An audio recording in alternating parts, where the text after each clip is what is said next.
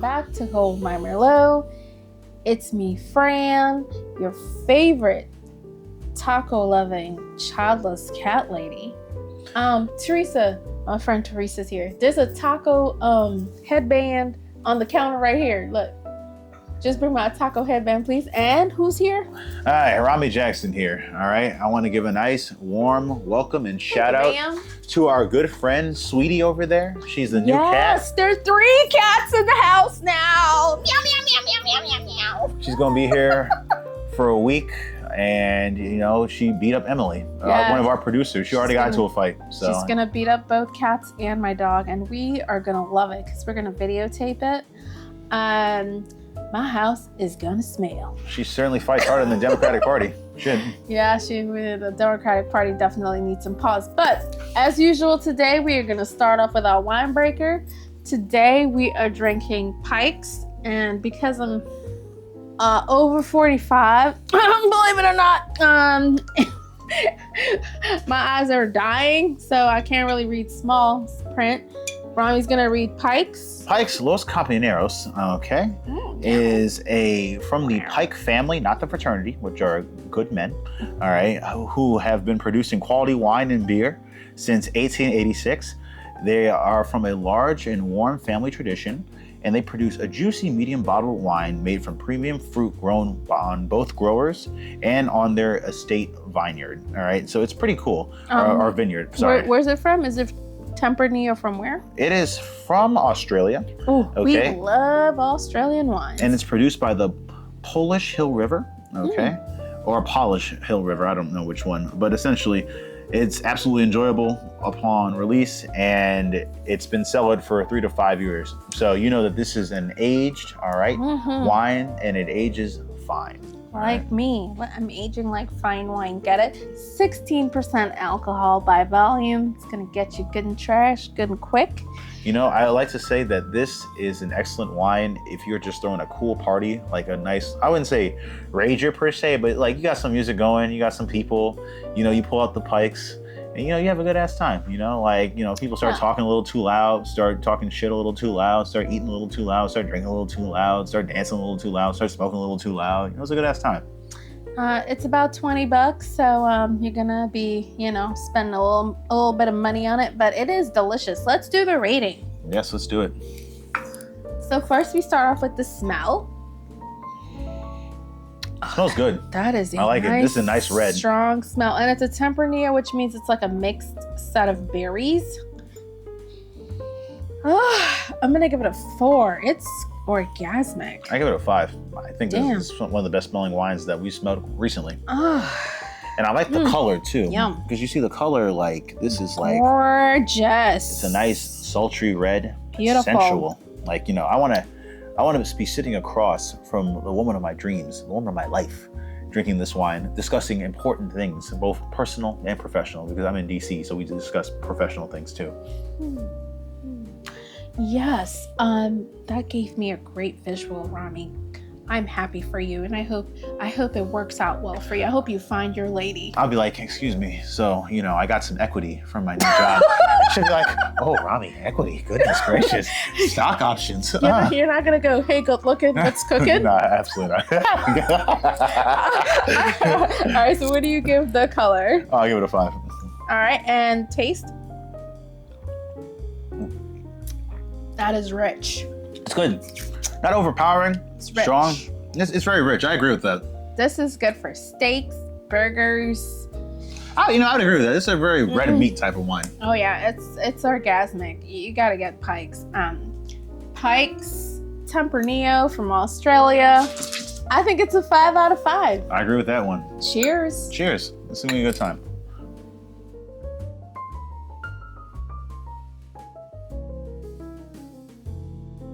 Welcome back to Hold My Merlot. I'm your favorite childless, taco-loving cat lady. And I don't know if this taco needs to be thrown away because, man, this guy is winning. And when we say this guy, we mean Donald Trump. If today the topic is going to be the big, beautiful bill in quotations, I really put it in big time quotations. because it is not big and it is not beautiful. It's going to immediately, well, maybe immediately might be a little hyperbolic, but 60 million Americans are going to lose their health care. What is the big beautiful bill, Kwame? Maybe we should explain that first. Like, what is it? I mean, it's so interesting, and I just want to Is it a spending bill? The big beautiful bill essentially does a lot of things at once. Okay. So first, it incorporates and basically makes permanent Trump's tax cuts from 2017. Okay. All right, and so these tax cuts cost the federal government at least $1 trillion in revenue, and they added trillions to the deficit. The big beautiful bill. Did they make any money? No. Did they? Okay, because the Republicans love to talk about trickle down economics, which came from Reaganomics, who basically cut a lot of taxes, cut a lot of social programs, and said, well, the people who make a lot of money from all of these tax cuts are going to spend a lot of money because now they have more money in their pockets, and it's going to have trickle down economics. Did Reaganomics work? No. Well, I mean, it's so funny that you put this that way. Essentially, Republicans don't even argue about trickle-down economics anymore. It's fascinating. Like, they truly, they are so unafraid of consequences in our democratic system because of how rigged everything is that they don't even have to hide it behind that anymore. Like, Republicans scream at the top of their lungs, we're going to cut Medicare, we're going to cut Medicaid, we're going to destroy SNAP, and we want to destroy Social Security. Right. So Americans just ignored it and still voted them into office. Right. So right now, the House passed H.R. 1 a while back. It's basically a spending bill, and it's an act, which means it's going to have some laws in there too that's going to be enacted per se. And it's going to fund a lot of government programs, and it's also going to cut a lot of federal government programs. Now, every day when you go to work, when you get your check every 2 weeks, even though you go to work every day, or once a month, like some people, right? Or every 2 weeks, whatever, whenever you get your check, you have federal government taxes that are taken out. You have state taxes that are taken out. And then you have Social Security, Medicare, Medicaid, FICA, a whole bunch of other stuff that's taken out. I can tell you, as a quote-unquote person who may be or used to be some kind of high-income earner, you pay a lot in taxes in this country when you don't make lots and lots of money. Once you're under like 250 or so, you just get taxed to death. And I've paid a lot of money in taxes over the years, it's infuriating. But you pay them. Let me just tell you. Hold on. Every time you go to the gas station, you pay a tax at the gas station. Every time you go buy clothes, you pay taxes on that. Every time you go to the grocery store, you pay taxes on that. We are taxed every single day, all day and every day of our lives. You pay property taxes, right? If you live in if you have bought or purchased a home or a condo, right? At every point and turn in your existence in this country, as the Tea Party said, and I did agree with them, I think they went about it the wrong way. We are taxed to death in this country, all right? Anything under about $250,000 or so, you're gonna be taxed at about 30 to 35% or so of your income is going straight to taxes. And at the end of the year, you might even pay more in taxes, even though you've been paying taxes all year. So at the end of the year, the government takes all those taxes, pulls them up, right? And, businesses pay business taxes, et cetera, et cetera, et cetera. And they take that money that the government gathers and they decide how they're going to spend this money on Capitol Hill. And the U.S. economy typically collects, I want to say, about $4 trillion in taxes every year. Is that what it is? $4 trillion? Now, Fran, I don't know that off the top of my head. I think it's about $4 trillion, but in general, I think there's different numbers, but let's say in taxes we collect about $4 trillion, but as an economy in general, from all the goods and sales that we do, right, from importing, trade, and all this other things, and selling all of our technology and things like that, I believe the U.S. government is a $17 trillion economy. So the government, however, takes whatever tax revenues that they gather every year and they spend it on certain programs. Now remember, some of these programs that we spend the money on are social welfare programs that people pay into their whole lives. Yep. All right. So you have senior citizens who need Medicare and Social Security. They need that every single month, and they paid into it. Okay. And from what I've heard, a lot of senior citizens nowadays, they're depending 100% on those checks. There are people with disabilities that cannot work. All right. If you're born with a mental health disability, if you're in a wheelchair, if you're bedridden, if you're elderly and disabled, which would, consider you a permanently disabled person, if you're in a bed all day long because you're just old and infirm and, you're in your latter stages of life, you will be living on Social Security, Medicare, Medicaid, and social welfare benefits. If you are poor and maybe you're trapped in the poverty cycle and you're getting benefits maybe to go to school, benefits with SNAP program, which is the supplement nutrition program. I just want to make this clear. SNAP is a moneymaker, okay? All government programs are moneymakers. No, here's the thing. Not all government programs actually are moneymakers. Now, here's the thing. I agree that that's irrelevant. I believe that because you can't run the government like a business. The government's about the public good and about citizens. But if you really wanted to do a dollars and cents breakdown of different government programs, SNAP literally makes more money than it spends, okay? SNAP is good. Companies and farmers in America love SNAP. You know how many farmers literally give their food, like excess food, to the government for money so that it can go to SNAP, so that the government can give that food out to people? SNAP is one of the greatest programs the U.S. government has ever created, right. And it's going to be destroyed by this bill. Right. And Rami's talking about one very particular program, but the government collects a bunch of taxes. I want to say it's about $4 trillion in taxes and then some. And from those taxes that they collect, they spend that money back. They spend the money on certain programs to keep the country going. So, some of it goes into the federal government workforce. It's a very small amount of money. And the majority of it really goes into defense spending. Well, actually, and Medicare, Medicaid, Social Security, yes. and SNAP. That's literally the truth. The entire budget. Like, you have to understand that traditionally, a lot of the budget for the U.S. government is very much hardwired. All right, like they have to support Medicare, they have to support Medicaid, they have to support Social Security, and then of course defense takes their huge ass cut. Of the pie. So like the president and Congress have not that much really to play around with to like move certain things around. There's really no. But this bill blows all of that up. All right. So Medicaid is going to see $1 trillion cut over the next 10 years. What's the bill called? The bill is we already named it the Big Beautiful Bill, and they're calling it the Big Beautiful Bill, and it's really the big ugly spending cut bill. It's going to cut a lot of social welfare programs. That's going to spiral our economy. Once I think it's going to be almost a death blow.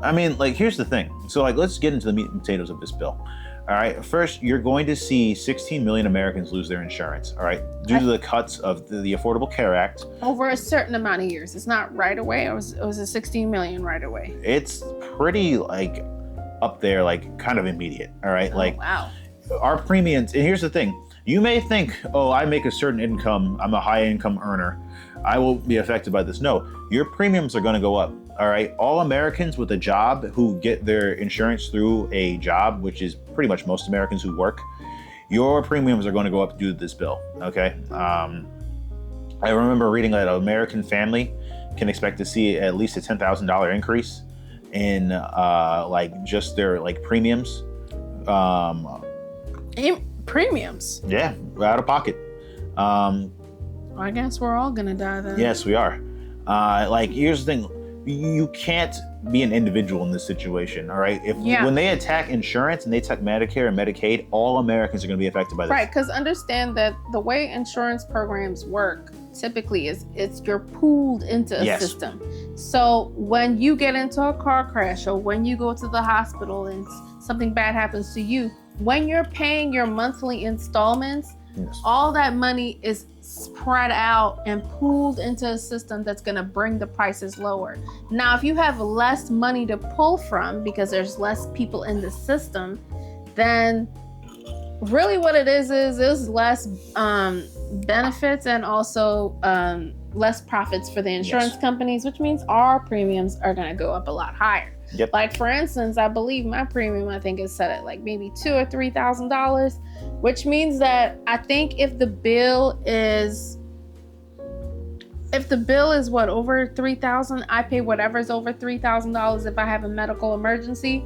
But if it's $10,000, that means I have to pay, right? Is that how that works? Yes. I have to pay the first $10,000, and I can tell y'all right now, I ain't paying that $10,000. I'm just going to plan my funeral. So I have some numbers right here from the Center of American Progress. Shout outs to CAP. All right. I've worked with them before when I was working at the Economic Policy Institute. They're a great institution. So I overshot it a little bit, but if you are on Medicare, okay, you can face up to $8,000 in just additional costs due to this bill. If you are in job-based coverage, okay, and you're an individual, you can see up to for like $500 in new costs. All right, due to the that would like literally kill my fucking paycheck. And if you're a family, you're going to face at least $1,000 in out-of-pocket spending and just higher costs in general. You have to understand because the pool is smaller now, so it's just less people paying in. So the insurance companies are just going to raise the prices. That's literally how it works. If you're on Medicaid and you are making $22,000 a year, meaning that you're essentially living in poverty, because that's below the poverty line of the United States, you're going to see at least $440. You're going to see $4,400 in just new costs. And like, you have to understand something about these numbers. This is without a doubt a tax on poor people. Yeah. All right. They've done numerous institutions, even the CBO, all right, has done studies on this. The Big Beautiful Bill increases like taxes and just costs on everybody except I think literally the top like 5% or like top 10% of Americans. And even then, if you even break down the top 10% of Americans in terms of just income and earnings, the most of the benefit goes to the top 0.1%, literally the millionaires and billionaires in this country. Yes, everybody else is losing money. They really need more tax breaks and more money in their pocket. And here's the thing: we've insulted the American, I'm sorry, not we, but like people have insulted the American voter before and said like the American voter is dumb. But like no, studies have polls have consistently shown that this bill is not popular. Even amongst Republicans, this bill is not popular. Most people do not want this bill. All right, but it's in the House. Like it went from the House to the Senate, back to the House, and now it's going, and then to the Senate. Now it's going back to the House. Something like that. It basically bounced around because they couldn't. That's how the U.S. government works. They couldn't get it passed. They still had to make more changes to it. But now it's on its final route in the House. Yes. And if it gets a majority of the House, and it will. I think it will too. The unfortunate thing is, it's gonna really change. It's gonna change how the United States looks.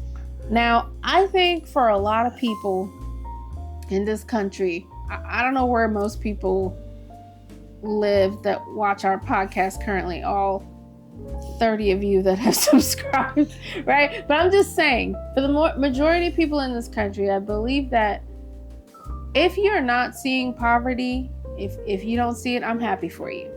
But there are a lot of pockets of poverty within the United States, and it's been growing and growing and growing. I want to say probably since, for me personally, I noticed it mostly around 2008. After the 2008 stock market crash, I think our country has been getting poorer and poorer and poorer, and it's getting worse and worse and worse. And like I said, I live in the DMV in Maryland, DC, and Virginia area, and I go to New York a lot. I can tell you just by looking at my surroundings within the cities, yes, there's always progress in bigger cities, but I can tell you I can see increased homelessness in both situations, increased homeless people and increased people with mental health issues on our train systems and on the streets. I can tell you New York City around 34th Street, I've never seen it have so many junkies, and I just want to call just interesting business situations going on the streets there. 34th Street, New York City used to be a place where a lot of middle class and lower class people used to go take their paychecks and go to Macy's and go to like small stores that weren't really charging that much. That whole location has changed so drastically. And every time I land there on 34th Street, it's just a whole new era there, and it just doesn't feel right. I feel like a lot of money has been lost within the economy. I think a lot of people don't have as much spending, like a little extra income to kind of go out on a Friday or Saturday, take your family out on a dinner. You know, every once in a while, take your family out on vacation. I mean, what you're talking about is inequity. Yeah, I think there's a lot of inequity going on because the country's wealthier than ever. The problem is that it's all going to the top.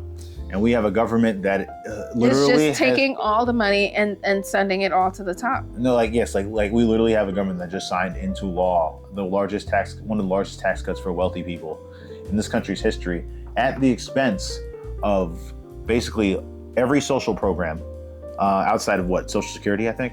And then not only that, but ICE and immigration enforcement are getting $175 billion. They're concentrating all the money that we're going to be putting out. They're going to build new prisons. They're going to build new technologies that are designed to oppress us. Because here's the thing. You can say, well, it's only going to be used on the immigrants. Those people who say that are dumb, all right? You're stupid. You think all this infrastructure is going to just exist for illegal immigrants or migrant workers and immigrants that they want to deport? No, this is all going to be used on us. They're eventually going to fill all these prisons with American citizens and other people that they don't like. All right. Listen, do you understand how much money $175 billion is? The Russian military has a budget of $145 billion American. All right. We are literally giving ICE and immigration enforcement in general more money than the entire Russian military, which is the second or third strongest military on the face of the planet until they ran into Ukraine, which kicked their ass, or maybe not kicked their ass, but kind of bloodied them a lot and beat the shit out of them. But I'm telling you, all right, this bill is not only destroying our social programs, it's going to actively make this country more authoritarian. We are going to live worse lives and less free lives, all right? We are going to be watched as citizens of this country. If you voted for Trump, you voted for this. If you sure did. And you know what the worst part is? If you voted for Trump, you're getting fucked the most. Yeah. All right, if you live in a rural area, your rural hospital is gone. That shit is done. If you live anywhere in America, you're getting fucked. No, but here's the thing. Thom Tillis from North Carolina, now that man is a Republican, so he obviously has no soul. But wow. But he had a soul yesterday. No, that man was arguing on camera. You are going to literally shut down the rural Republican areas, hospitals, and all those other Republicans giggle yeah, I know, right? Isn't that funny? And then they press vote yes. All right, seriously, you know what I mean?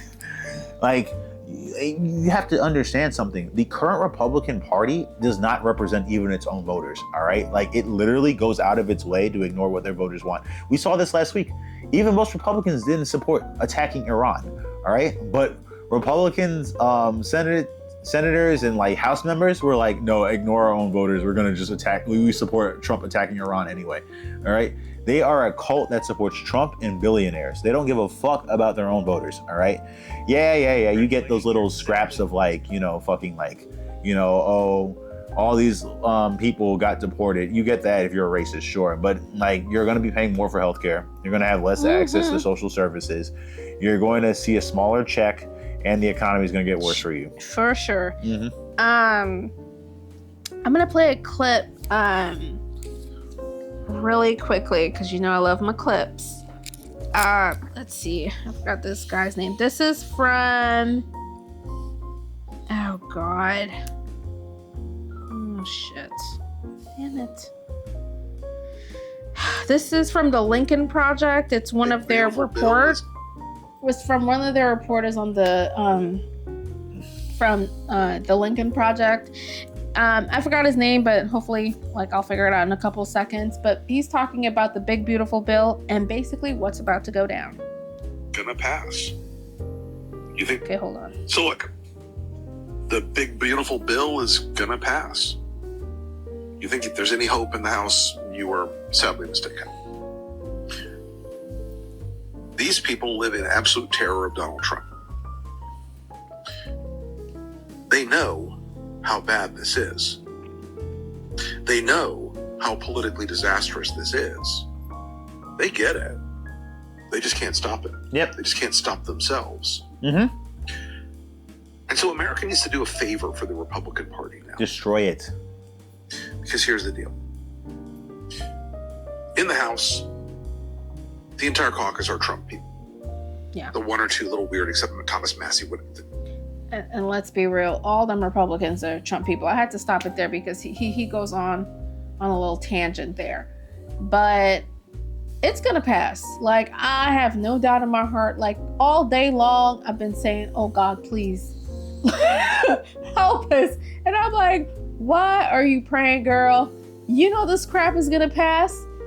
This reminds me of when, what's his name? Listen, as my pastor said on Sunday, I don't give a fuck about America because my country is the kingdom of God. All right. It's like, yes, and good luck on that when you're starving. I agree. Yeah, but this reminds me of when John McCain went on the Senate floor, and I'm gonna put bravely in quotations. Bravely said no to totally dismantling and getting rid of the Affordable Care Act, because he was basically dying and was never going to be reelected again, and knew that he wouldn't face the consequences because he would be gone pretty soon afterwards, right? And he died probably like a week or two after he said he was the last vote on saying no to dismantling the ACA. And let me tell you, if he had been a Republican who really wanted to stay in power, which is basically most of them, and he wanted to stay in office and wanted to go rub shoulders with the President of the United States, there would be no ACA right now. Yep. And a lot of people who have been enjoying the Affordable Care Act and have been benefiting and have been having low prices and or free affordable health care would have been uninsured and broke. Preach. Or dead. Yep. Okay. And this bill. And you saw with Tom Tillis yesterday. That man said, literally, I'm not voting for this because this will shut down too many rural hospitals and kill my own voters, which is why I'm not going to run for office ever again. Right. Because he knows. Because he knows. Yep. He knows it's over. And I hate that too, by the way. I hate when these Republicans especially are like, I'm no longer running for re-election. It's like, what are you running away from? He's running away from consequences. What are you running away from? And in some ways, I don't blame him.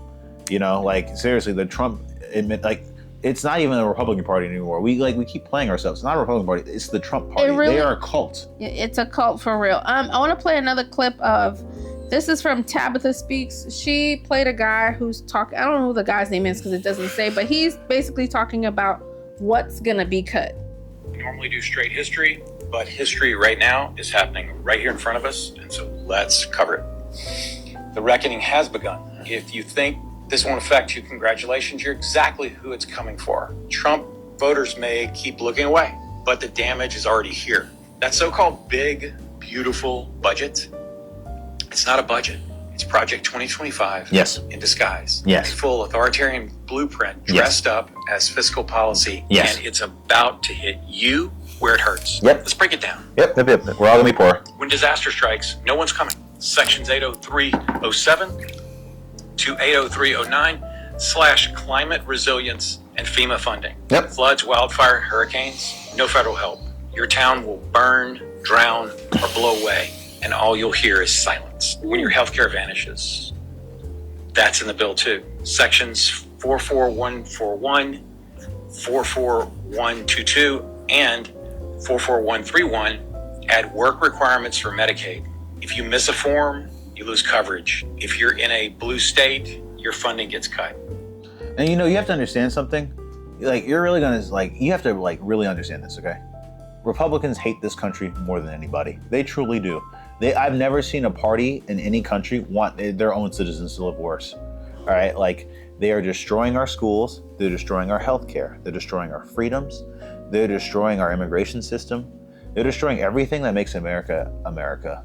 And all so that the wealthiest 0.1% of Americans can get a $60,000 tax cut, which is more than the average American makes in this country. All right. It's more than the average American makes every year. The average American, I think that median, I think it's like $50K. I think it's 47. Okay, yeah. If you make more than $47,000 a year, you make more than the average person in the United States. Yeah, seriously. Like, it's and you know what? Like, to this person's point and to the other speaker's point, the Republicans know that this bill is terrible. They sure do. They know that this is catastrophic. They know that Democrats are probably going to just kill them in the midterm elections, and that Trump is probably, if Trump is a dictator, but he will lose the election. And when I say Trump is going to die, Trump is not going to be reelected, and for all intents and purposes, he's going to be in his 80s by the next midterm election. So I don't think he really cares. And honestly, the average age for American men's lifespans in the United States is 76. Trump is way past 76. It is actually very possible that he might die within this time frame, just based on statistics in the United States. And of course, his very poor and unhealthy diet. So he doesn't care about the consequences of what's going on. And let's be real, the Republicans have been trying to cut Medicare, Medicaid, and Social Security and social programs because they believe that they are Ponzi schemes, as Elon Musk said not just too long ago, until Trump threw him under the bus and now he thinks this is a big ugly bill. They think it's a Ponzi scheme. And as we've said before, especially social welfare programs, those are insurance programs that the country literally collects money from all of us for. I personally pay a shit ton of money in taxes, so I don't have to go outside and see people begging. I hate seeing people begging. It breaks my heart to see people begging. I don't want to see poor people. I don't want to see homeless people.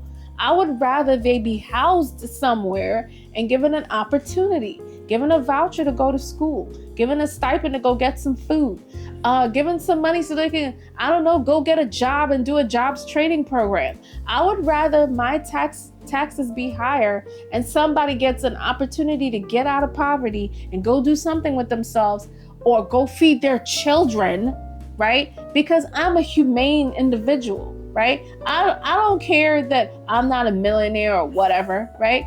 But literally, they're taking money away from people like me and Rami and my friend Teresa, who's here, and we're the ones sponsoring most of the social welfare programs because people like Elon Musk and Jeff Bezos and Donald Trump and company don't want to pay their fair share in taxes. And it shows you who the real citizens are. All right, if you're we're the citizens. No.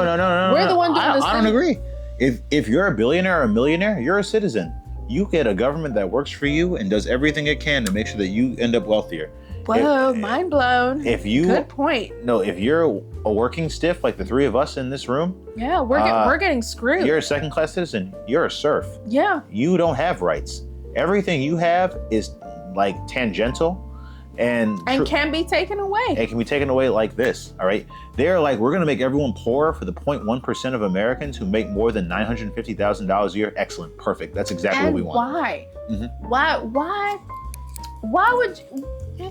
The Tax Cuts and Jobs Act that Trump is trying to make permanent, which is what is in this bill, by the way, which increases the debt and deficit, I think, by $4 trillion.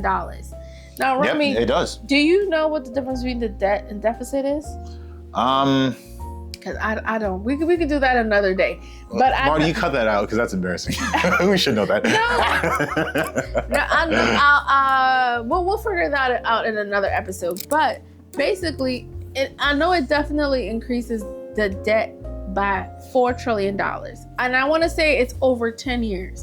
So you know what I think the debt and deficit is? I bet you one of them is the immediate and one of them is maybe in 10 years.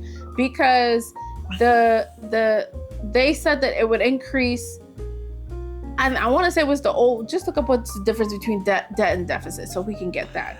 Okay, so the debt is the total accumulation of all deficits, okay? So a deficit is like a flow, it's like water, and like the debt is basically like the amount of water, all right? So like, you can have a deficit one year, but like that isn't the entire debt, all right? The debt would be like all the deficits combined into one. So like, to break this down in a way that I think most people understand, the debt is Voltron, and then the deficit is like the individual like parts that make up Voltron. What? Can you do that in TJ Maxx? In TJ Maxx? Like, how would you explain it to a TJ Maxx shopper? The deficit is the Hulk, and the debt is the Avengers. It's all the superheroes combined. Oh. There we go. Okay, so just say that one more time. It takes me a couple times to get it. So Okay, the deficit is Captain America and Avenger, and the Avengers is the entire debt. Oh, so which one's bigger? The Avengers.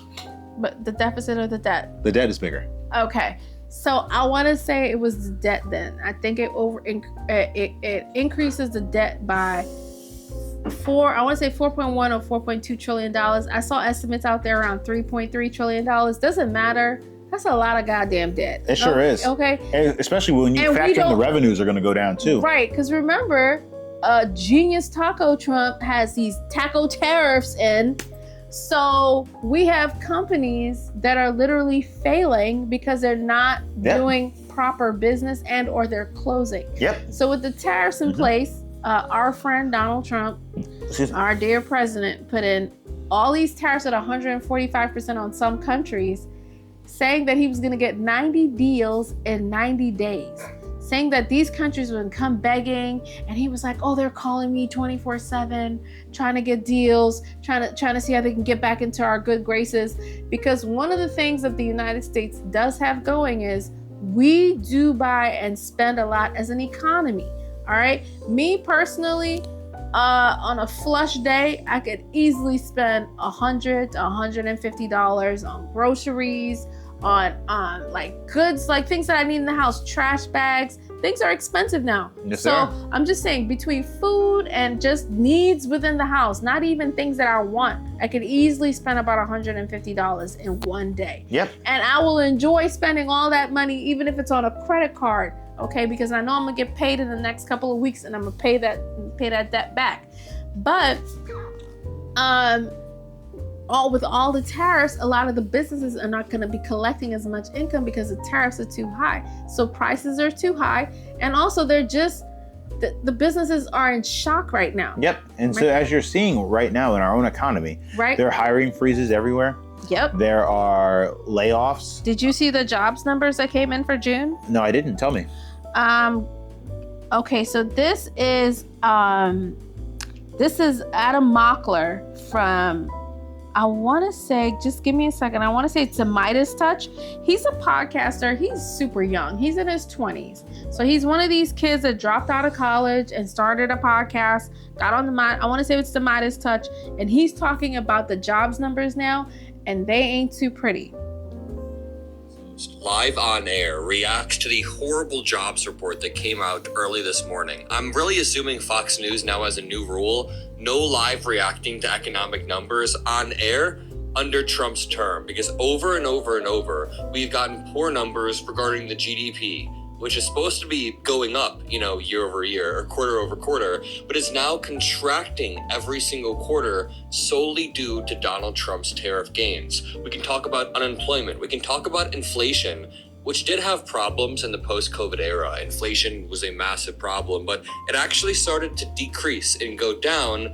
Now Trump's tariffs have reversed course on that. So we're going to talk about all of this. But before I play this clip, I just want to show you what happened this morning on Fox and CNBC. So first of all, on CNBC, we learned that the private sector lost 33,000 jobs in June, badly missing expectations for a 100,000 job increase. Think about that. Think about Maria Bartiromo, the Fox News host. So we've lost 33,000 jobs when they were expecting an increase of 100,000 jobs. I can tell you that within the Joe Biden administration, even the Obama administration, they typically made like 250,000. They increased the job by 250,000 jobs per month. I think that's the funniest thing, Fran. And I don't want to segue or go into a rant. It's incredible how they've done studies on this. There are more jobs created under Democrats than Republicans. The economy grows more under Democrats than Republicans. Look up the Bill Clinton clip during the last DNC, the last Democratic National Convention. Due to Bill Clinton literally laid out how many jobs I want to say, let's say he did 5 or 6 Republican administrations and the last 5 or 6 Democratic administrations. And he statistically showed how with Republican administrations, the economy typically loses jobs. And I'll put this out there. Bill Clinton, when he got out of office in 2000, right, when George Bush 2 came in, had the deficit, I want to say he was the first president to actually balance a budget, and he was the last one to not use all these omnibuses and CRs, continuing resolutions to pass budgets. When you do a CR or these omnibuses that they keep doing, basically what that means is they're doing like a 2 or 3 month spending bill. They're gonna have to come back in 2 or 3 months and create another bill. With a budget, it's gonna be for the entire year. We have not passed a budget in fucking decades. Bill Clinton balanced the budget, and by the time he left, there was a budget surplus, and he put it into place that if Al Gore, who was his vice president, came in and kept up with the same economic plans that he put in place, we would have owed basically $0. We would have had a debt and deficit of 0 by the year 2020. So imagine that. By the year 2020, the United States was supposed to be clear of all debt. Now we all know that there's always some kind of trade deficit here and there, but we were basically going to be teetering around 0. All right. Here's the thing, okay? It's just incredible. Like, because to your point, do the Republican right-wing noise machine. They're really good at their jobs. People really think that Republicans are better for the economy, and they're terrible. And it's like literally the last 2 or 3 Republicans crashed the U.S. economy. Like H.W. Bush called Reagan's policies voodoo economics. All right, George Bush led to the Great Recession, which caused millions of people to lose their jobs and homes and shit. All right, Donald Trump's tariffs. And deportations of migrant workers. 1 million people during COVID. Let's not forget No, that. 1 million people died during COVID. His tariffs and his mass deportation regime. His stupid tax cuts and jobs act yes. that gave stupid tax cuts for people with jets. How many people own jets? Are crashing the U.S. economy. And with this new tax cuts bill that he's putting in place has tax cuts in it specifically for tanning machines. No, and listen, you can't make this shit up. We are literally Republicans ruin this country, and every single time. But it's I feel like the Democratic Party is treated as this nagging. This is what I saw on Blue Sky, and I kind of agree. The Democratic Party is always treated as this nagging mom or wife that they're right, but since they're a woman and they're saying their mind, they're annoying. Meanwhile, the Republicans are this deadbeat dad that everybody loves, even though he doesn't do shit and actively ruins your life. And they're like, why doesn't he why doesn't he love me? The American public yells every time they vote a Republican, and it actually makes their life worse. Republicans don't do shit other than cut taxes, make black people and gay people and women's lives harder, and then you made my lives harder this year. Me and my pets are struggling. And then literally start wars. That's all Republicans do. And America keeps running into the same goddamn wall. We're just let's vote in this Republican regime. It'll be even better. This time, and it's no, it's not true. It's not true at all. And it makes everything worse. And then we vote a Democrat in, and everything's better. People live better. Not necessarily. People live better. It's okay, but it's not better. The country isn't authoritarian. It's no, I'm bored. I want chaos. And no, that's not what it is. As Ezra Klein of the New York Times did a fantastic. Man, fuck that abundance ass loser. I hate him. All right. You hate Ezra Klein? Yes, he argues for abundance, and which means that he's a neoliberal. I don't hate him, but that his abundance idea is basically give companies whatever they want so that they can build and pollute in black areas and essentially poor people's areas. Okay, so anywho, Ezra Klein of the New York Times, he used to be on NPR a long time ago in a faraway place. I'm an NPR Now kid. He's on New York Times. My mom used to listen to NPR since I was, I don't know, maybe my mom listened to Steve Harvey show. She loved that shit. I'm sure, very informative. So Teresa smiles. She knows that show. But I've been listening to NPR for decades, and Ezra Klein was one of the reporters on NPR. NPR is an independent news broadcaster that they're probably going to cut out of this bill. By the way, by the time this bill goes through, I'm pretty sure there's going to be no more NPR and no more PBS, no more Sesame Street, no more Oscar the Grouch. No more anything for pretty much anybody that is below probably $500,000 a year. good luck to everyone in America, because most of us don't make $500,000 plus a year. But Ezra Klein did a brilliant podcast, and when Rami talks, I'm gonna try to find the podcast where he talks about what is wrong with the Democratic policies. And what he basically talked about with somebody on his podcast, because he does a podcast for the New York Times, is that the Democrats, although they are better at legislating, have too much red tape on projects. No, so, that's it's bullshit. I'm not going to hear you out because I've listened to this a million times. It's not true. Hear me out. This is complete bullshit. Can I get my point across? You sure can, but it's wrong. So what he says is, let's say, for example, you try to build high-speed rail. Let's say from let's say from Maryland to Maine, or Miami to Maine, which Barack Obama, our forever president, in my eyes now. He's yours, not mine.